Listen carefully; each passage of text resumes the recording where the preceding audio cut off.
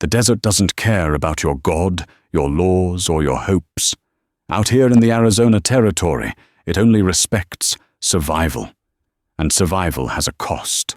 For Eliza Jane Hayes, that cost was a secret she buried in a hidden arroyo, a secret that was bleeding from a gunshot wound and wearing the face of her sworn enemy.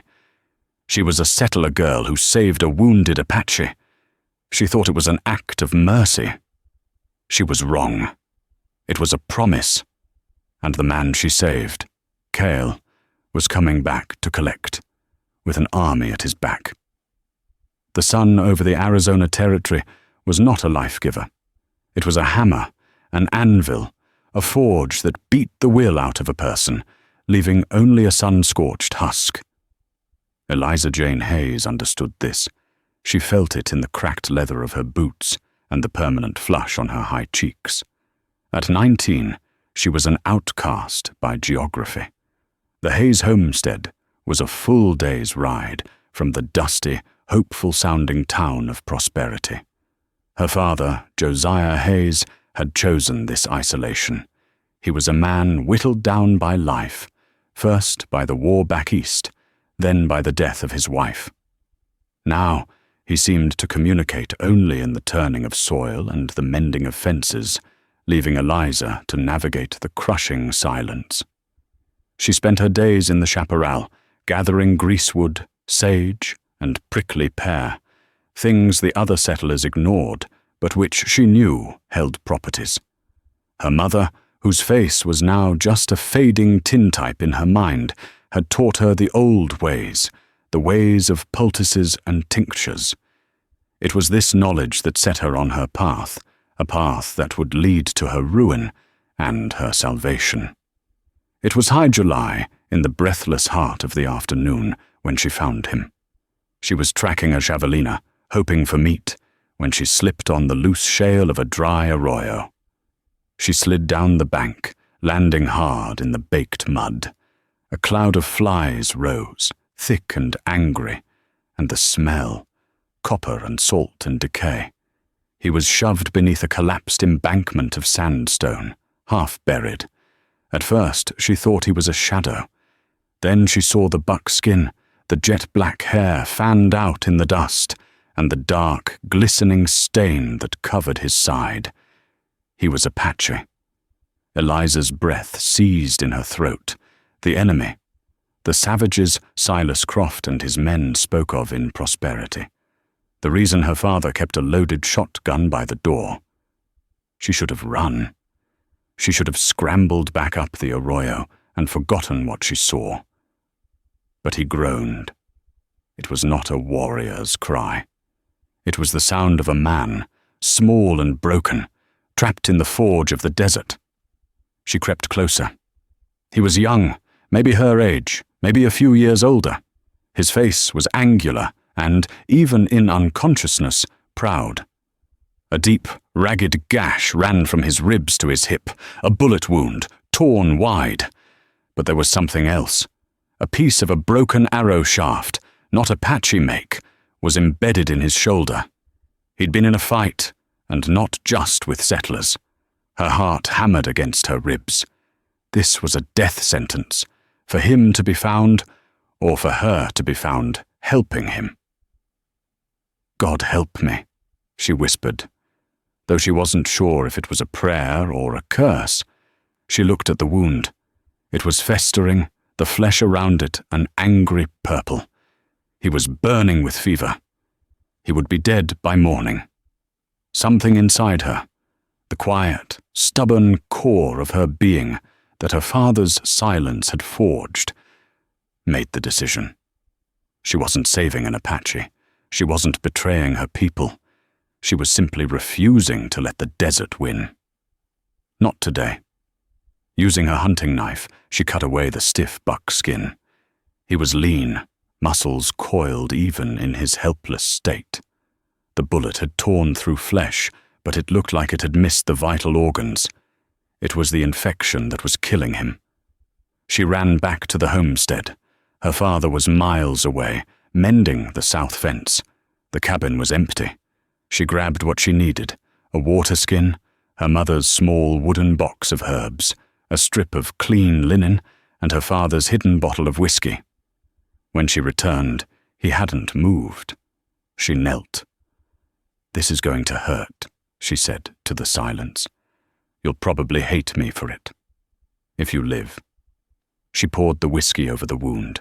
He didn't just groan. He arched off the ground with a guttural, terrifying roar, his eyes flying open. They were black, depthless, and filled with a blazing hatred that made her recoil. His hand, quick as a striking snake, grabbed her wrist. His grip was iron. His black eyes drilled into hers, confused, furious. "I am helping," she stammered, holding up the clean linen.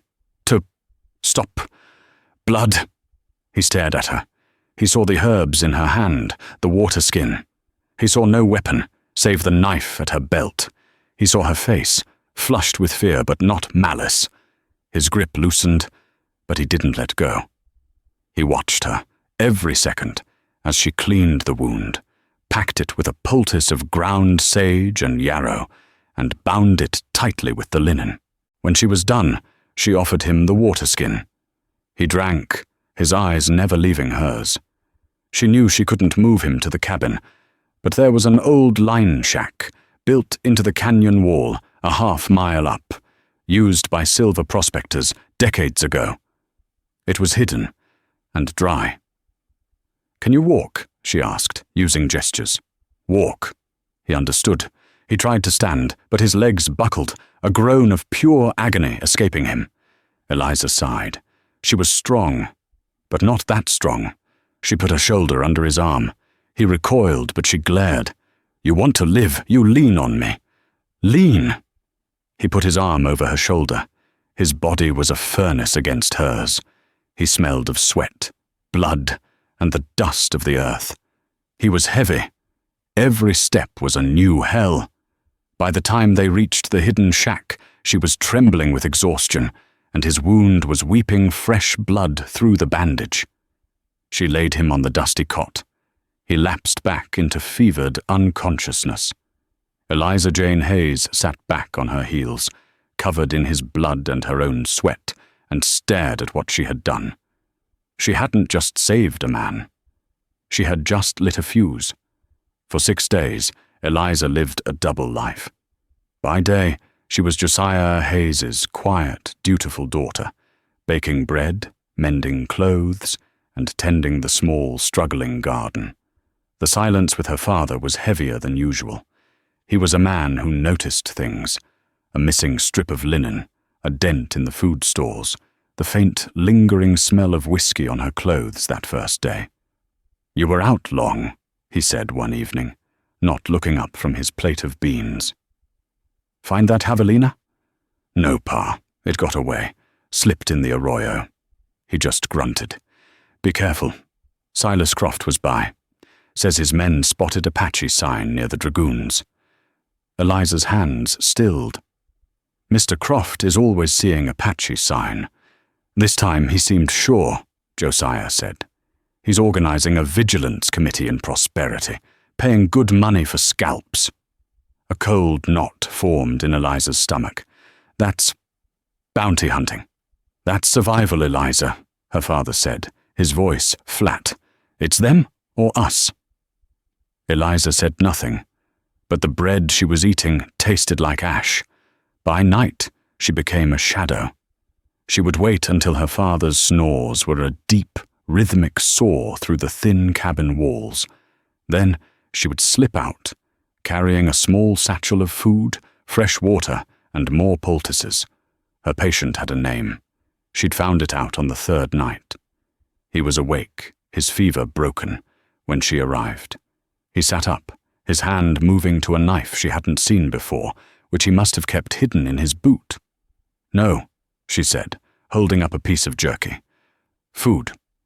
He watched her, his black eyes tracking her every move in the moonlight that filtered through the shack's collapsed roof. He took the jerky and ate it slowly, methodically. "What is your name?" she asked. He just stared. "My name," she said, pointing to herself, is Eliza. Eliza. He said nothing. He simply pointed to his chest. He didn't speak a name. He didn't need to. He was himself. Fine, she'd huffed. Then I'll call you stubborn. A flicker of something, amusement, analytics, crossed his features. He pointed to himself again. Cale. The name was like a sharp breath. Cale. Cale, she repeated. It felt heavy on her tongue. The healing was slow. They existed in a world without language, communicating in gestures and grunts. She showed him how she ground the herbs, and he watched, his focus absolute. One day, he took the yarrow from her hand, crushed it, and mixed it with a bit of mud, applying it to a cut on her own hand she hadn't realized she had. It was a sterile, practical gesture, but it felt like a conversation. He was mending. The wound was closing, angry but clean. The strength was returning to his frame. He would sit outside the shack at night, staring at the stars, a silhouette of contained power. She learned things about him in the silence. He was neat, almost fastidious, keeping the small shack clean. He was a listener, his head tilting at the sound of a distant coyote, his whole body tensing at the sound of a far-off horse. He was watching her, too. He saw how she moved, how she handled herself.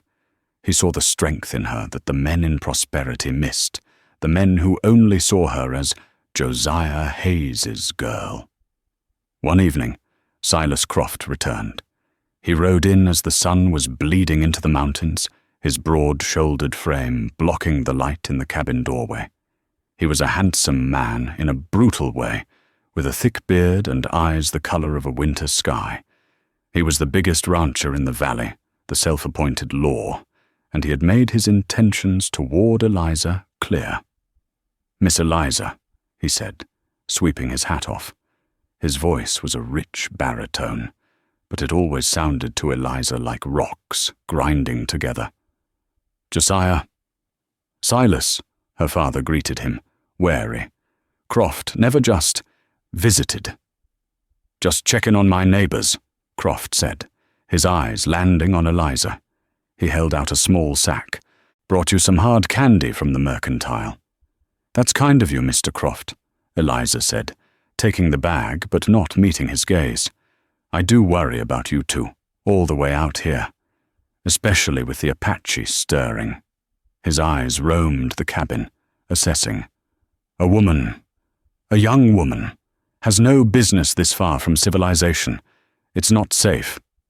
"Eliza is safe enough," Josiah said, his voice tight. "Is she?" Croft smiled, but it didn't reach his eyes. "I'm holding a town meeting in 2 days, at the saloon. We're voting to fund the Vigilance Committee, officially. I'd like you both to be there. Show the town we're all united in cleansing this valley." He was looking at Eliza. "Cleansing?" The word made her skin crawl. "We'll think on it, Silas," Josiah said, a clear dismissal. Croft's smile tightened. He tipped his hat. "Miss Eliza, don't you worry. I'll make this valley safe for a woman like you. I give you my word." When he left, Eliza felt like she needed to wash her skin. That night, she went to the shack with a heavy heart. Kyle was standing outside, waiting. He knew her schedule now. She handed him the food. As she turned to leave, he made a sound, a soft grunt. She turned back. He held up his hand, palm flat. Then he brought it down in a sharp, chopping motion. Then he pointed east, toward prosperity. "Man. Cut. Town." She shivered. He had heard. He had heard Silas Croft's voice. He had been close. How close? "Yes," she whispered. "A man. From town." Kyle's eyes narrowed. He stepped closer and pointed at her, then at the sack of candy Croft had given her, which she still held. Then he made the chopping motion again. He was asking if Croft was her man. "No," she said, her voice sharp, almost violent. "Not him. Never him." Kyle watched her, his expression unreadable. He reached out, not to her, but to the sack of candy. He took it, walked to the edge of the canyon, and tossed it into the darkness. He came back and stood before her. He looked at the healing wound on her hand, the one he had bandaged. He touched it, one finger, a brief, light brush. Then he tapped his own chest, over the still healing wound she had mended. It was a statement. A debt, an exchange, a tie. Eliza fled.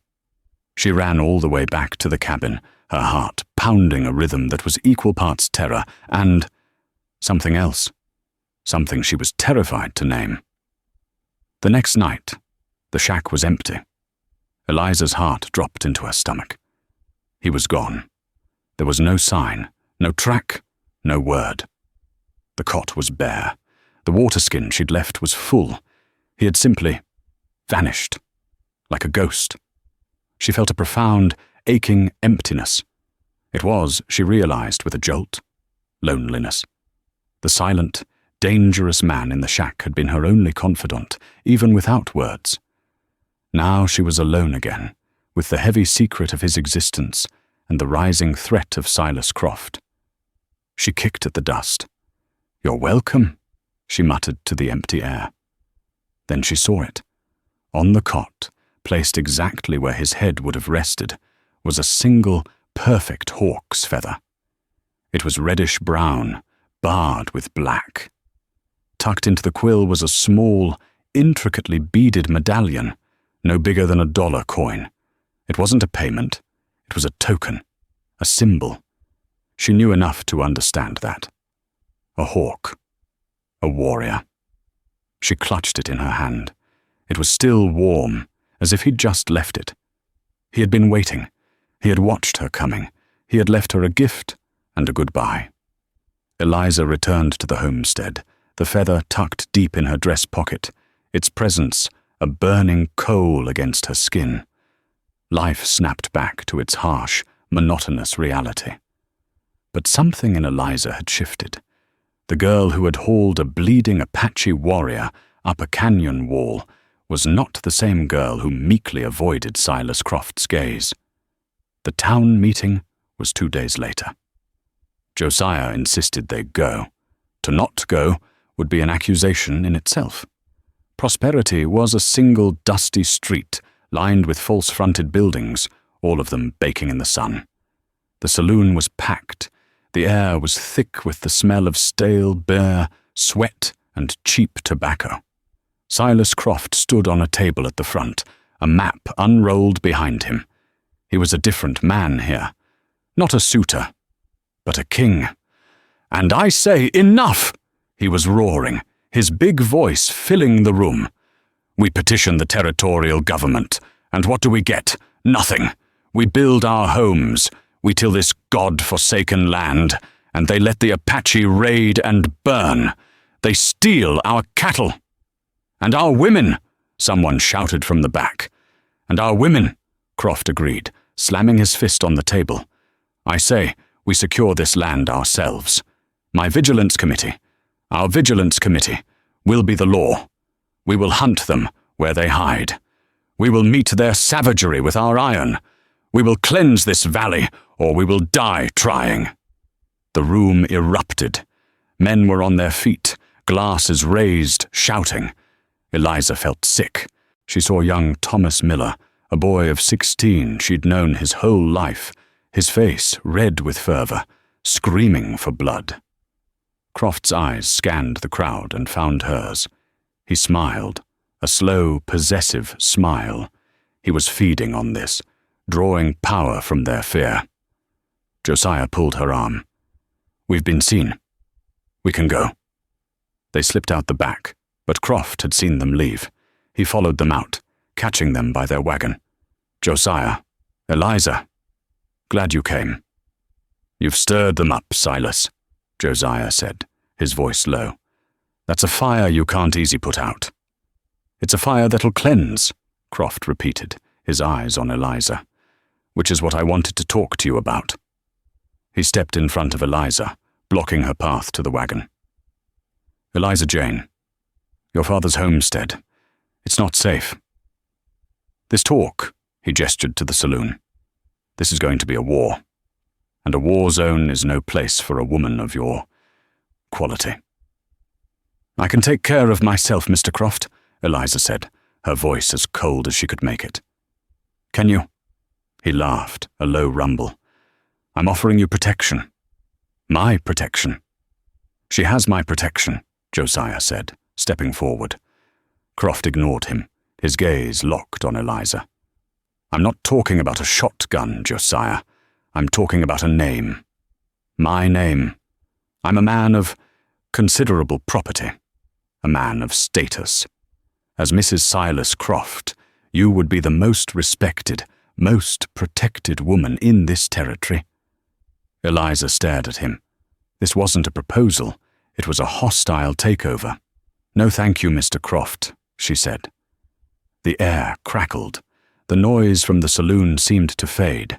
Croft's smile didn't just fade. It inverted, his face darkening. No? He repeated, as if the word was foreign. I said no. Eliza, her father hissed, grabbing her arm. Don't be foolish. It's not foolishness, Pa. It's my answer. Croft stared at her for a long, terrible moment. He was recalculating. This was a man who owned everything he saw, and he was looking at her. I see, he said, his voice dangerously soft. Perhaps you don't understand the situation. You're alone out there. The Apache, they're animals. They'll take what they want, burn what they can't. A woman like you. He let the threat hang. Get in the wagon, Eliza, Josiah said, his face pale.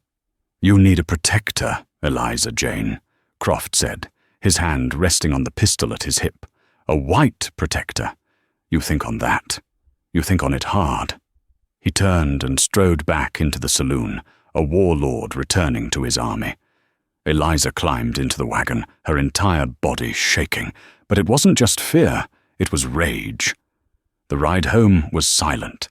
The hawk's feather in her pocket felt like it was burning a hole through the fabric, a silent, secret reminder that the world was far more complicated than Silas Croft's simple, brutal vision of them or us. The dry spell broke, not with a life-giving rain, but with a crack of thunder that sounded like the sky itself was splitting in two. The storm turned the arroyo into a raging, muddy river, and the ground into a slick, impassable soup. It also trapped them. For a week, the Hayes homestead was an island in a sea of mud.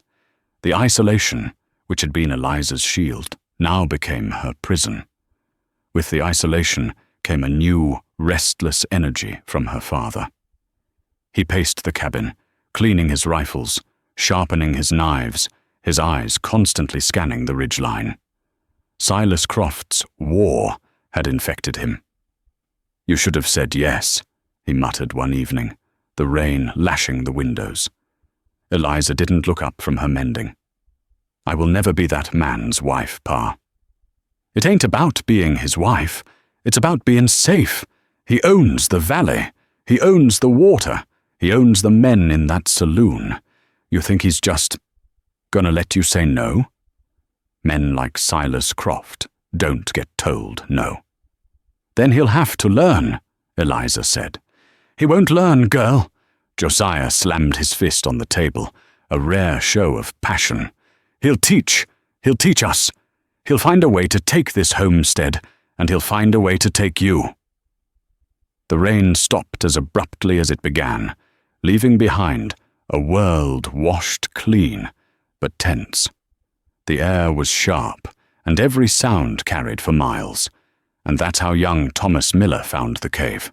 Thomas was 16, all elbows and enthusiasm, and he worshipped Silas Croft. He was part of the newly formed Prosperity Vigilance, a scout, as he proudly called himself. He'd been patrolling the washes after the storm, looking for Apache sign. What he found was the line shack. He wouldn't have thought anything of it, just an old prospector's hovel. But he saw the signs, A fresh handprint in the mud on the wall, a pile of ashes in the fire pit that were not decades old. And, half buried in the damp earth, a small, discarded strip of linen, stained dark. Thomas, his heart pounding with visions of glory, raced back to prosperity. Eliza knew nothing of this. She was hanging laundry in the bright, post-storm sun when she saw the riders. It wasn't one man. It was a dozen. Silas Croft was at their head, but he wasn't dressed as a rancher. He wore a cartridge belt, a rifle in his saddle scabbard, and a pistol on his hip. Thomas Miller was beside him, looking pale but proud. The other men were the faces from the saloon, hard-eyed, armed. They rode not as neighbors but as a posse. "Josiah!" Croft yelled, not dismounting. "Get out here!" Josiah came out of the cabin, shotgun in his hand, but held loosely, pointing at the ground. Eliza's heart began to beat a frantic, trapped rhythm. "What is this, Silas?" Josiah asked. Croft smiled, that same terrible smile. He looked past Josiah, his eyes pinning Eliza to the spot. "We found something, Josiah, up in the canyon. Something interesting." Thomas Miller, puffing his chest, held up the stained piece of linen. "Found this, Mr. Hayes. Looks like someone's been entertaining." What is that?" Josiah asked, but his eyes darted to Eliza, and in that split second, he knew. He knew about the missing linen.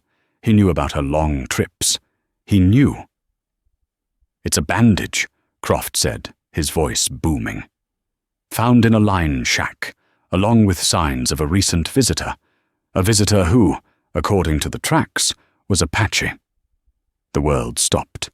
The buzzing of the flies, the snap of the laundry in the wind, Eliza's own breath, it all ceased. "My scout, young Thomas here," Croft continued, "believes someone's been harboring a fugitive, a savage, a murderer." "That's a lie," Josiah said, his voice cracking. "My daughter. We're God-fearing folk." "Are you?" Croft dismounted, his boots hitting the ground with a thud. He walked slowly toward the porch, his hand on his holster. He stopped in front of Eliza. She could smell the tobacco on his breath. "You've been acting mighty strange, Eliza Jane. All that time in the hills, rejecting a good Christian man's proposal. It makes a man wonder, what kind of hold does a heathen have on you?" "Get away from her," Josiah said, raising the shotgun. "Easy, old man," one of Croft's men said, leveling his own rifle. "Don't want this to get ugly." "It's already ugly," Croft said. He turned back to Eliza. "Tell me, Miss Hayes, where is he? Did you couple with him?" The word, so vile, so full of hate, struck Eliza like a slap. "No," she said, her voice shaking but clear. "He was wounded. You what?" Croft's voice was a predator's snarl. "You helped him? You gave aid to the very animals that killed the miller's baby last year, the ones who burned the Prentice Ranch. He was just a man," Eliza cried out. "He was hurt. I couldn't just let him die." The confession hung in the air. The posse of men shifted, their murmurs turning dark. "Traitor, squaw lover, Injun lover." Young Thomas Miller looked horrified. He hadn't expected this. He just thought he'd found a clue. Croft looked at her, his face a mask of triumph. He had her. "You hear that, men?" Croft called out. "She admits it. She's a traitor to her own kind. She's been consorting with the enemy." "No!" Josiah shouted. "Eliza, you fool girl, what have you done?" "She's done this," Croft said. He looked at Eliza, his eyes filled with a terrifying mix of lust and possession. "And now, the town has to decide the punishment for treason." He turned to his men. "Take them. Both of them." "What?" Josiah roared. "This is my land."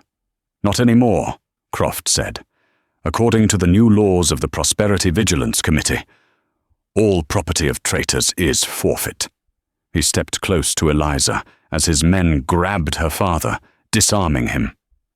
"I gave you a choice, Eliza Jane. I offered you my name. I offered you protection. You could have been the queen of this valley." He leaned in, his whisper a poisonous snake in her ear. "Now, you'll be lucky if I let you scrub my floors. But first, we have to have a trial, and I am the judge." The Hayes homestead became a prison. Croft was smart. He knew that a public trial in prosperity might be complicated, but a frontier trial here, on the land of the crime, was entirely within his self-appointed power. He locked Eliza and Josiah in their own cabin. Two of his men, rough-handed vigilantes named Jeb and Pete, stood guard on the porch, their rifles across their laps. Croft and the rest of his posse made camp by the creek, roasting the Hayes' own chickens over a fire. The smell of it, a gross parody of domesticity, drifted into the cabin, making Eliza sick. Night fell. A single lantern cast long, dancing shadows in the small room. Josiah sat on his cot, his head in his hands, a broken man. "You should have let him die," he whispered, his voice hollow. "All this time, your mother's ways. I knew it would bring ruin. I knew it." "Pa," Eliza began, her voice small. "She was like you," Josiah said, his voice so low she had to strain to hear. "Stubborn. Saw the world in ways that just ain't practical. She would have done the same thing." Eliza looked at him. He had barely spoken of her mother in 10 years. What was she really like? Josiah looked up, his eyes old and filled with a pain she had never understood. "She wasn't just like you, Eliza. She was you, her mother, my wife's mother. She was Comanche." Eliza felt the floor tilt. "What?" "I met your mother back in Texas. She'd been raised white after a raid, but the blood was in her. She knew the herbs. She knew the earth. She never fit in." He let out a harsh, dry sob. "That's why I came out here. After she died, I thought I could outrun the memory, outrun the part of her that made people stare. But it's in you. I see her. Every time you go into the hills. That wildness. That strength." He looked at his daughter. Truly looked at her.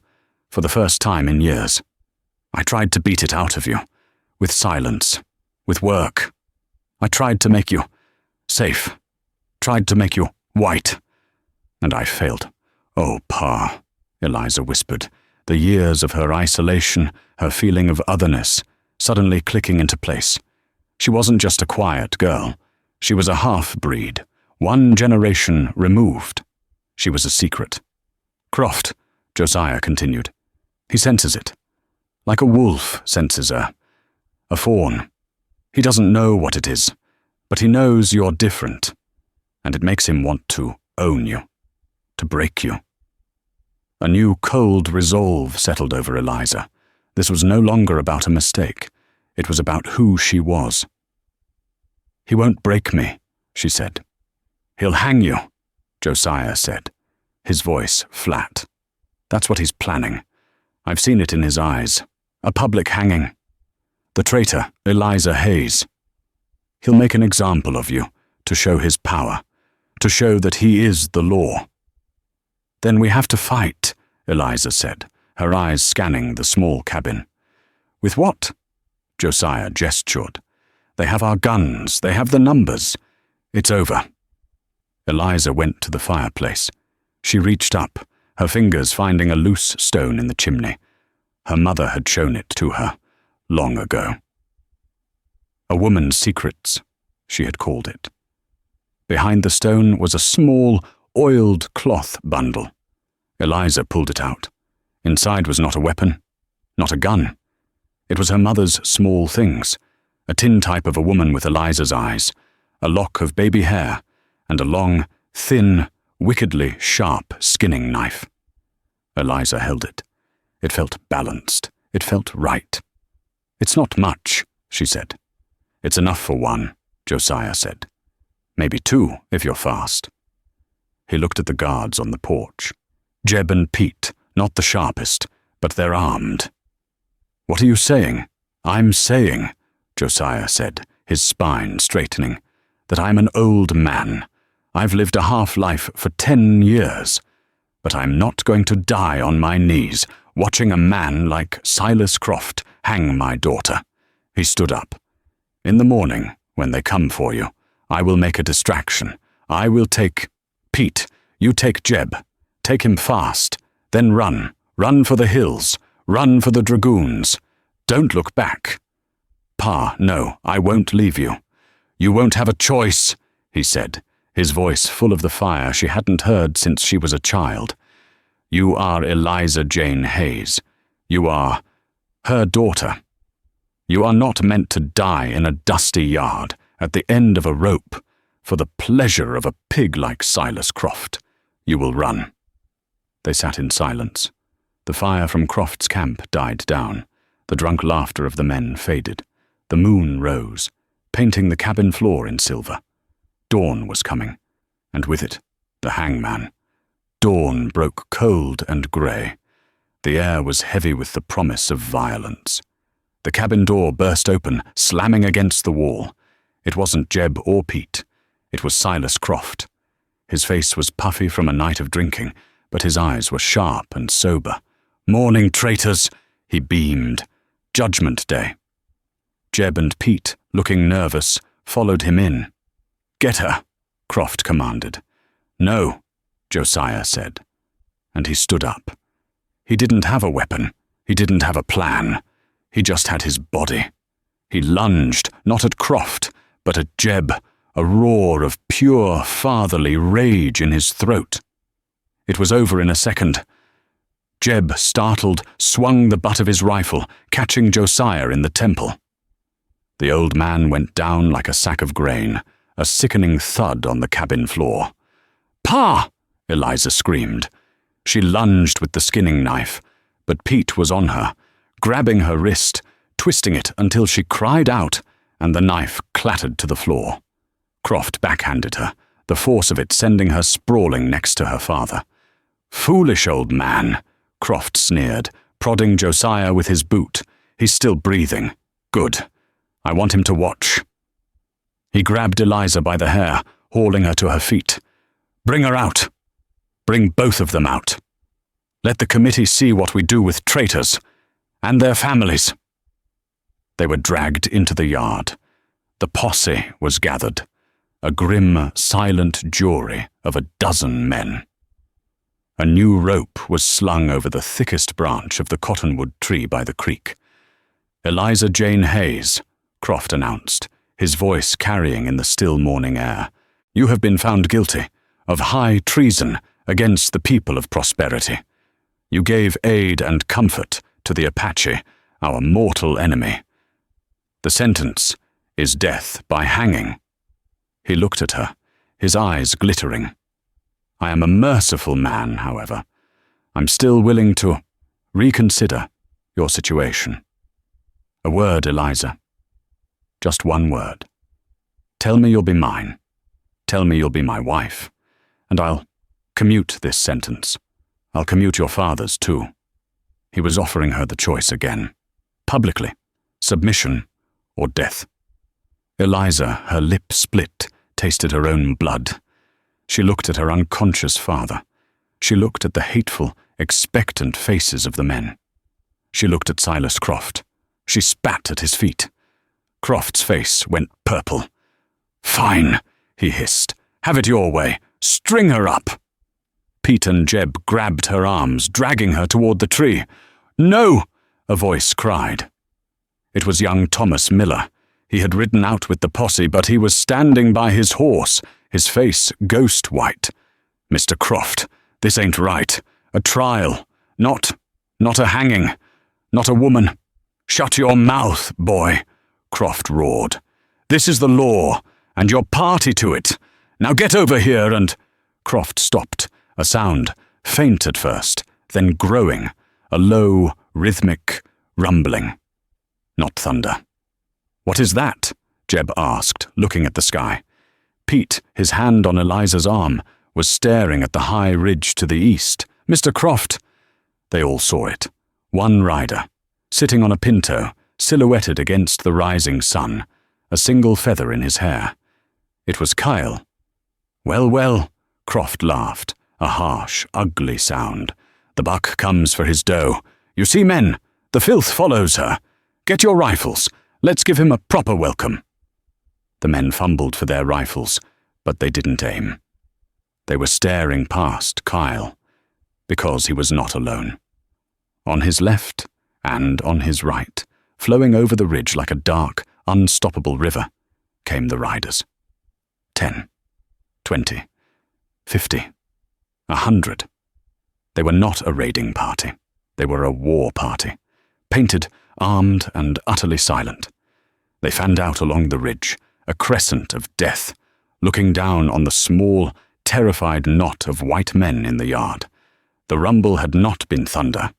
It had been the sound of 200 hooves moving as one. "My God," Jeb whispered, his rifle slipping from his numb fingers. Kyle urged his horse forward, down the slope. He didn't gallop. He walked, his pinto calm, as if he were riding to a social. He was followed by 10 warriors who fanned out behind him.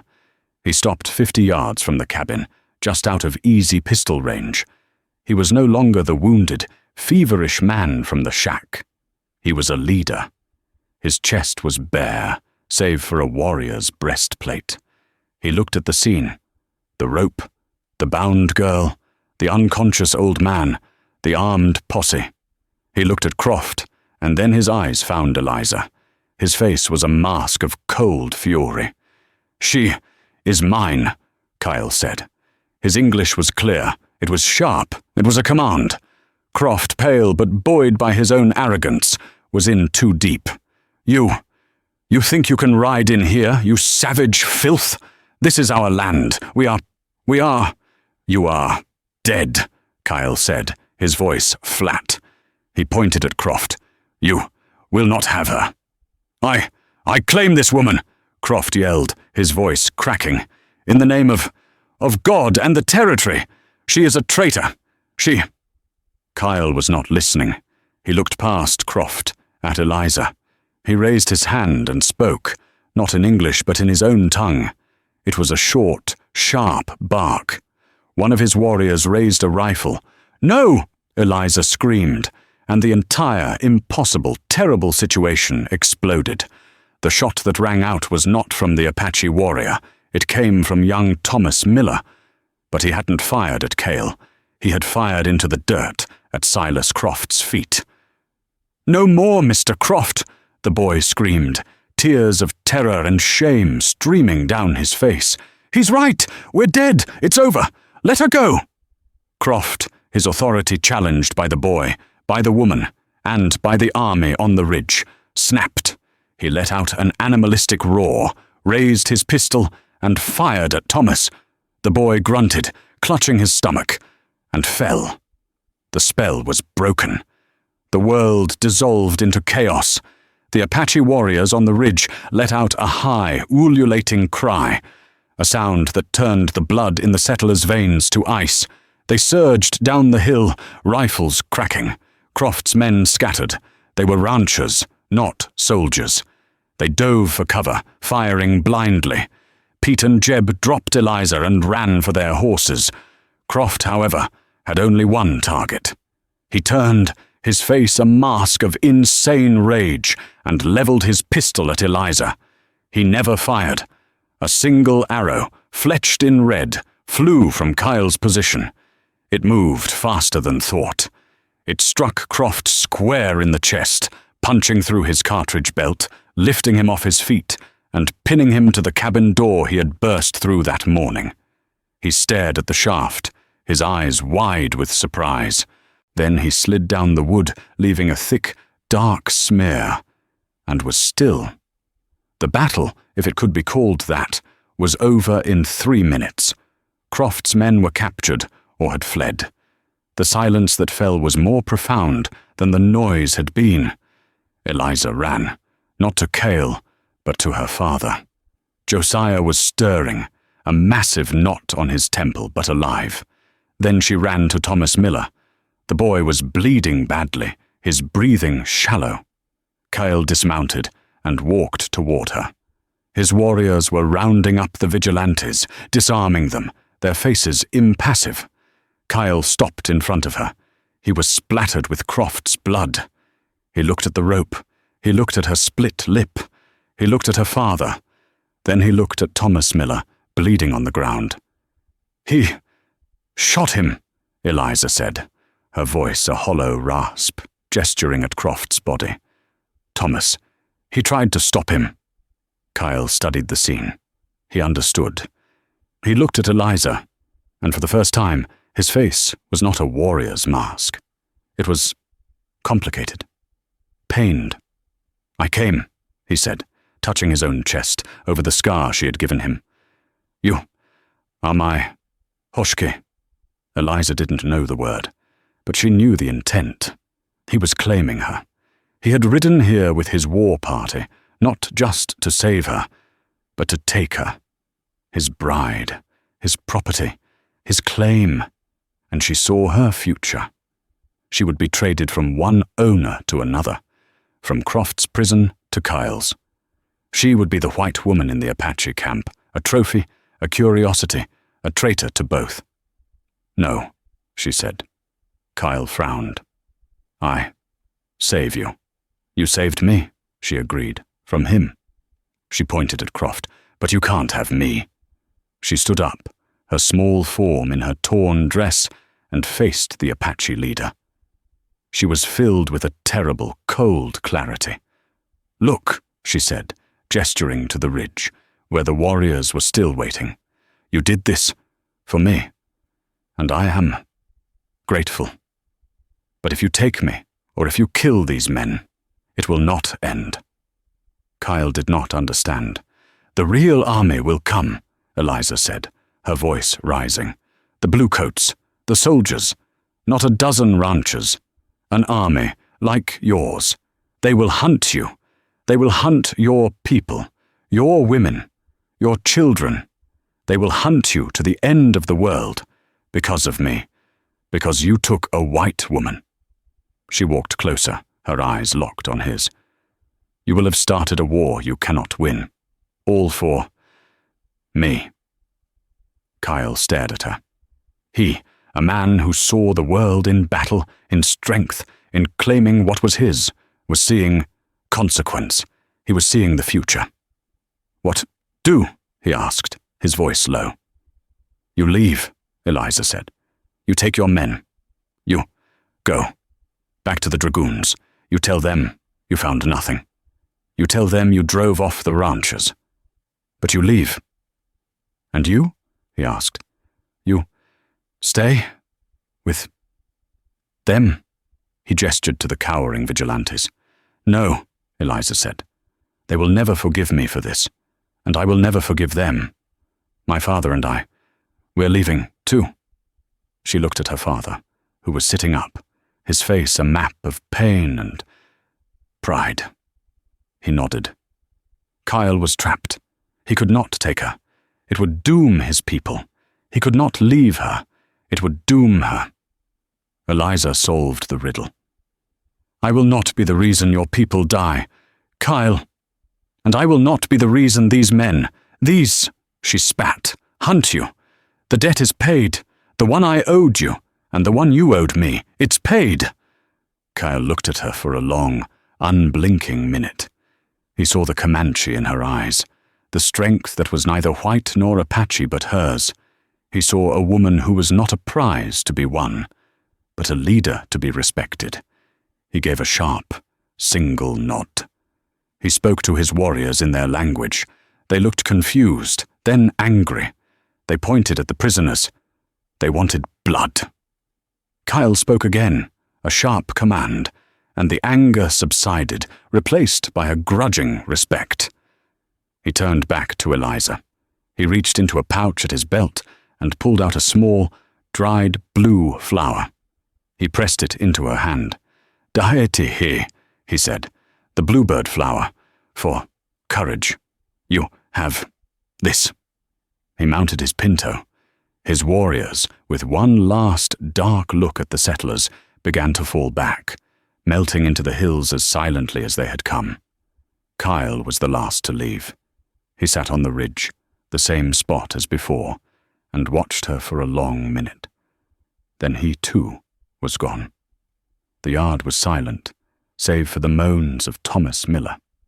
Eliza Jane Hayes stood in the ruins of her life, the body of her enemy at her feet, and her father, beaten but alive, beside her.